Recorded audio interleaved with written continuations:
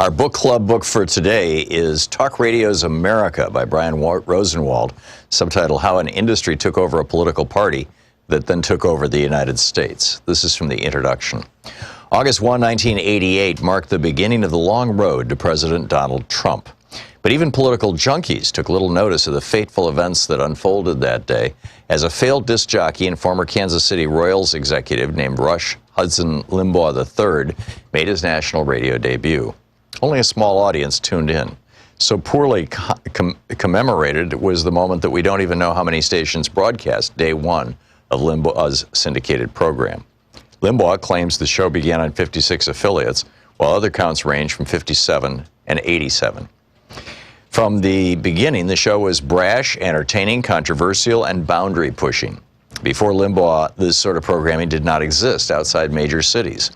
In 1983, there were just 59 talk radio stations nationwide, and the program on many of those stations consisted of advice shows, staged interviews, and caller-driven discussions of everything from neighborhood schools to abominable snowmen. Most talk radio programming focused on local concerns, and most of the industry's stars, such as Larry King and Jesse Raphael, had left-of-center views but rarely shared them. At the time of Limbaugh's national debut, talk radio had negligible political impact. In talk radio hotbeds such as Boston, hosts might influence local and statewide policy debates, especially on visceral issues such as seatbelt laws. But talk radio was not a partisan force, and it had no role in national politics. In fact, the wall-to-wall conservative political talk stations that dominate the AM airwaves today were impossible until 1987, thanks to a regulation called the Fairness Doctrine. That year, however, the Federal Communications Commission eliminated the policy, which required broadcasters of opinionated programming on controversial issues to offer an array of viewpoints. In this more permissive environment, Limbaugh would go on to revolutionize the radio business. In doing so, he helped unintentionally to spawn a major new political player. Within a decade, the broadcast format he inaugurated aired on more than 1,000 stations and kept millions company as they commuted, worked, and shouted back at their radios. It took just a few years before conservative talk radio began to influence national politics and public policy. That influence only grew throughout the decades as the business changed. Over the course of the 1990s and early 2000s, the number of nationally syndicated talk shows rose dramatically, and the content of talk radio programs became increasingly political and conservative. Liberal pundits and some scholars agree on the broad outlines of the story. Conservative station executives, conspiring with their Republican allies, built a format modeled on Limbaugh's program, and thousands of Limbaugh wannabes cropped up all over the country. Executives, hosts, and politicians turned talk radio into an appendage of the Republican Party, using the platform to get Republicans elected and advance the party's agenda.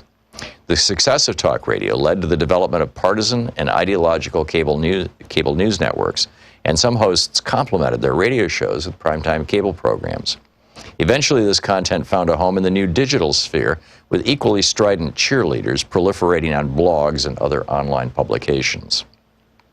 This narrative makes sense, especially to liberals. After all, many conservative media executives and their corporate political action committees donate to Republican candidates, and most hosts champion conservative candidates and causes. But this narrative is wrong. In reality, the story of talk radio's emergence as a popular conservative format and the impact it had on American politics weaves together two, But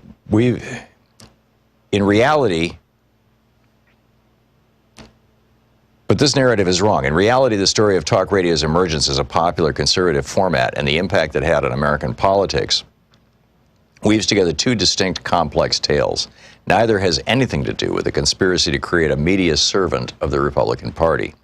The first describes how talk radio spread across America, in the process saving AM radio from financial ruin. Limbaugh had no intention of affecting elections or legislation, and no inkling that he could. Nor did any of his early successors. The executives who gave these hosts a chance also had no interest in political outcomes. Hosts and their bosses were in business. They wanted to captivate listeners and make money, and they discovered, essentially by accident, that conservative political talk in the mouth of an entertaining personality achieved this. Conservative hosts had strong opinions, but their primary goal was, and still is, financial gain. And it is because they realized financial gain that more and more stations invested in their style and content, while divesting from competing formats.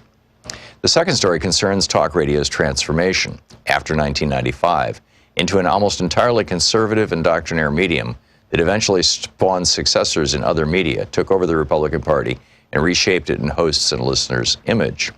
Limbaugh was a great innovator, but he didn't change American media and politics all at once or on his own. In conservative talk radio's early days, hosts shared stations with liberal talkers and apolitical programs. There was not an immediate sense that conservative radio was the future either. But gradually, its success snowballed thanks to trial and error in the radio business, regulatory changes, political events, happenstance, and most importantly, listener behavior. Hosts also got a boost from marginalized conservative Republican politicians who realized that talk radio would enable them to circumnavigate the mainstream media, and deliver their message directly to voters. The book, Talk Radio's America.